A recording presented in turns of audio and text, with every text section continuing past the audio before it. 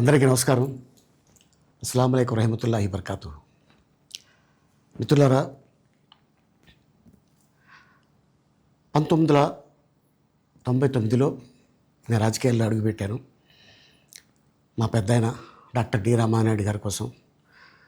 ఎందుకంటే నేను child artist తర్వాత నేను మళ్ళీ ఒక వయసు వచ్చిన తర్వాత నాకు అద్భుతమైన అవకాశం ఇచ్చి ప్రేమ ఖైదీ అనే సినిమాతోటి మళ్ళీ నా కెరీర్ స్టార్ట్ అయింది చైల్డ్ ఆర్టిస్ట్ తర్వాత.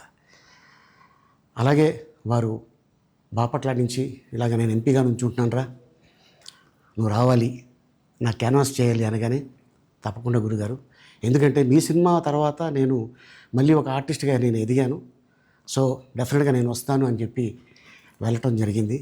అప్పుడు టీడీపీ హయాంలో దాదాపు ఒకే పార్టీలో 20 సంవత్సరాలు నేను ఉన్నాను. తర్వాత మళ్ళీ ఇటు రావడం జరిగింది. నాకు అన్నం పెట్టింది ఫస్ట్ నా తెలుగు ఇండస్ట్రీ, నా తెలుగు ప్రజలు, ప్రేక్షక దేవుళ్ళు, నా నిర్మాతలు, నా డైరెక్టర్సు, నా హీరోలు. ఈ రోజున ఈ రేంజ్లో నేను ఎదిగాను. 45 సంవత్సరాలు ఇండస్ట్రీలో ఉన్నాను. దాదాపు 1200 సినిమాలు పైచిలుకు యాక్ట్ చేయడం జరిగింది. 6 భాషల్లో యాక్ట్ చేయడం జరిగింది. ఓకే, నేను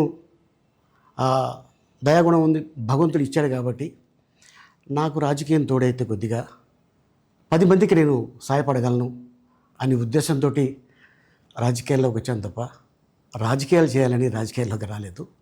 ఇండస్ట్రీ నాకు ఇంత మంచి లైఫ్ ఇచ్చింది, నేనేం చేస్తే బాగుంటుంది అని నలుగురిని చూసి నేను ఒక ట్రస్ట్ పెట్టుకున్నాను మా నాన్నగారి పేరున. దాదాపు 16 సంవత్సరాలు అవుతుంది నేను ట్రస్ట్ పెట్టుకొని. ఏ రోజు కూడా, ఈవెన్ దో కోవిడ్లో కూడా ప్రతి నెల వాళ్ళకి 1000 రూపాయలు నేను సాయం చేసేవాడిని. కోవిడ్లో కూడా ఆపకుండా అలా కంటిన్యూగా సాయం చేస్తూనే ఉన్నాను. చాలామందిని నా కుటుంబంలో అవ్వచ్చు, బయట వాళ్ళు అవ్వచ్చు, చుట్టాల్లో అవ్వచ్చు, చాలామందికి చదివించాను నేను. అండ్ అలాగే మా తల్లిదండ్రులు నాకు ఇచ్చిన ఆ ఒక గుణం అది అందరితో పంచుకోవాలని చెప్పి ఉద్దేశంతో నేను ట్రస్ట్ కూడా పెట్టుకున్నాను.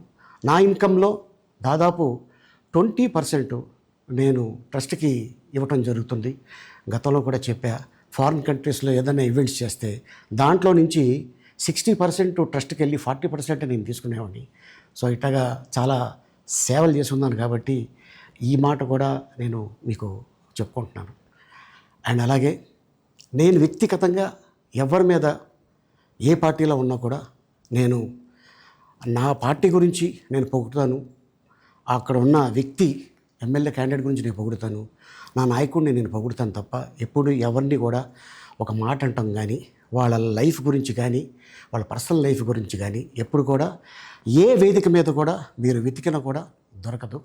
అండ్ అలాగే సో నేను ఈ రోజున మీ ముందుకి రావడానికి కారణం ఏంటంటే, నేను ఏ పార్టీ మనిషిని కాదు, ఏ పార్టీ సపోర్టర్ని కాదు, ఐఎమ్ జస్ట్ కామన్ మ్యాన్గానే ఉండి ఇక నా సినిమాలు, నా షూటింగ్లు నేను చేసుకుందాం అని చెప్పేసి అనుకుంటున్నాను.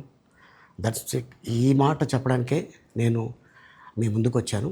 సో నేను ప్రతి 5 సంవత్సరాలకు ఒకసారి ఎలక్షన్లో మీరు వెళ్ళి ఎలా ఓటేస్తారో నేను కూడా ఒక కామన్ మ్యాన్గా వెళ్ళి ఓటేసేస్తాను. సో రాజకీయాలకి స్వస్తి, గుడ్ బై, థ్యాంక్ యూ.